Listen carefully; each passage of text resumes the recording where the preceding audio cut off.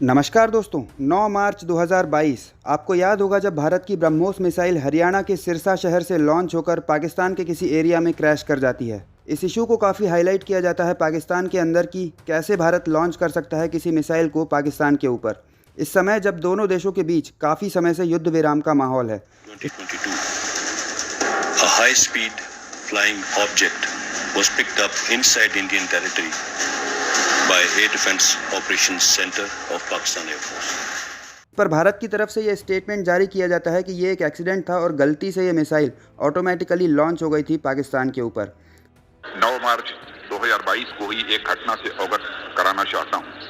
यह घटना इंस्पेक्शन के दौरान अनजाने में हुई एक मिसाइल की रिलीज से संबंधित है। मिसाइल यूनिट के रूटीन मेंटेनेंस और इंस्पेक्शन के दौरान शाम को लगभग 7 बजे दुर्घटनावश एक मिसाइल रिलीज हो गई। अब चूंकि ये मिसाइल एक ऐसी जगह पर क्रैश हुई थी पाकिस्तान में जहां किसी को कोई नुकसान नहीं हुआ, क्योंकि जिस जगह पर यह मिसाइल गिरी थी वहां ना तो कोई रहता था और ना ही कोई इंफ्रास्ट्रक्चर मौजूद था। यह मिसाइल पाकिस्तान के क्षेत्र में जाकर गिरी। अध्यक्ष महोदय, यह घटना खेदजनक है, परंतु यह राहत की बात है कि इस दुर्घटना से किसी भी प्रकार का कोई नुकसान नहीं हुआ है।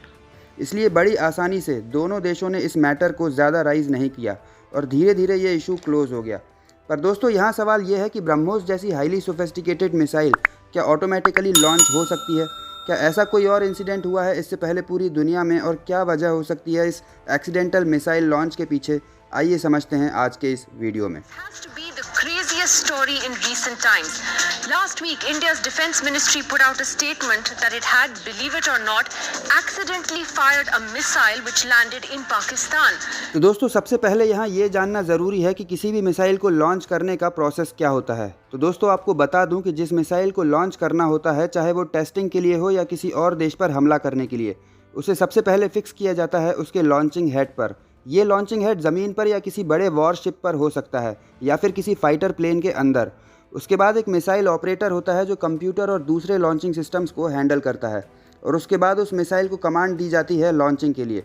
लेकिन ये पूरा प्रोसेस सुनने में जितना छोटा और आसान लगता है दोस्तों, एक्चुअल में उतना आसान होता नहीं है। कई तरह की गाइडलाइंस, कंप्यूटर पासवर्ड और डिफेंस प्रोटोकॉल्स होते हैं जिन्हें फुलफ़िल करना ज़रूरी होता है लॉन्चिंग से पहले, ताकि मिसाइल एग्जैक्टली उसी जगह पर लॉन्च हो जहाँ डिफेंस वाले चाहते हैं।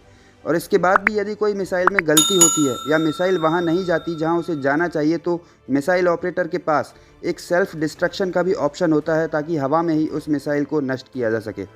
तो ऐसे में जो मिसाइल पाकिस्तान पर एक्सीडेंटली लॉन्च हुई थी, उसमें चाहे जो भी गलतियां रही हों, एटलीस्ट उसे सेल्फ डिस्ट्रक्ट तो किया ही जा सकता था पाकिस्तान की लाइन ऑफ कंट्रोल को क्रॉस करने से पहले।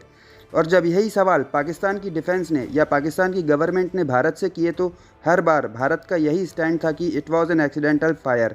लेकिन कई सीनियर डिफेंस एक्सपर्ट्स का ये भी मानना है कि ये कोई एक्सीडेंटल फायर नहीं था, बल्कि इंडियन गवर्नमेंट ने और इंडियन डिफेंस फोर्सेस ने जानबूझकर ये ऑपरेशन किया था पाकिस्तान को मैसेज देने के लिए कि यदि वहाँ से इलीगल एक्टिविटीज़ जैसे कि टेरर फंडिंग और टेरर एक्टिविटीज़ बंद नहीं हुई, तो ये मिसाइल अभी तो खाली जगह पर गिरी है, लेकिन फ्यूचर में कहीं और भी गिर सकती है। मुझे ये पक्का यकीन है कि मिसाइल अपने आप नहीं चलती। These missiles are highly controlled. इनके अंदर सर 10 चीजें होती हैं, उसके बाद ये मिसाइल टेक ऑफ होती है, 10 अप्रूवल्स होते हैं। तो किसी ने ये कह देना कि सर हम मेंटेनेंस कर रहे थे, थोड़े स्क्रू टाइट कर रहे थे, कपड़ा छपड़ा मार रहे थे, पाकिस्तान के अंदर घुस गई मिसाइल, ये मुझे नहीं लगता, ये बात गलत है। दूसरा रीज़न ये भी हो सकता है कि इंडिया को पाकिस्तान का एयर डिफेंस सिस्टम चेक करना हो, और इस एक्सीडेंटल लॉन्च से ये बात तो भारत को पता चली गई कि पाकिस्तान का एयर डिफेंस सिस्टम भारत की हाई लेवल मिसाइल्स को डिटेक्ट नहीं कर सकता। इसके अलावा कई और रीजंस भी हो सकते हैं, और ये भी हो सकता है कि किसी इक्विपमेंट में माल फंक्शन की वजह से ये एक्सीडेंटल लॉन्च हुआ हो। लेकिन जहाँ तक मैंने पढ़ा है और रिसर्च की है इस बारे में, तो पूरी दुनिया में आज तक कोई ऐसा केस सामने नहीं आया है कि कोई भी मिसाइल अपने आप किसी देश पर लॉन्च हो गई हो। हाँ, गलत डेस्टिनेशन पर फायर होना एक आम बात है, लेकिन उस केस में हमेशा सेल्फ डिस्ट्रक्शन डिवाइस का यूज़ किया जाता है मिसाइल ऑपरेटर के द्वारा। आपको क्या लगता है दोस्तों, ये सचमुच एक एक्सीडेंटल लॉन्च था या भारत सरकार का कोई मैसेज था पाकिस्तान के लिए, और ये जो भी कुछ हुआ वो सही था या गलत? आपकी जो भी राय हो हमें कमेंट बॉक्स में ज़रूर बताएं। मिलते हैं अगले वीडियो में, तब तक के लिए नमस्कार, जय हिंद।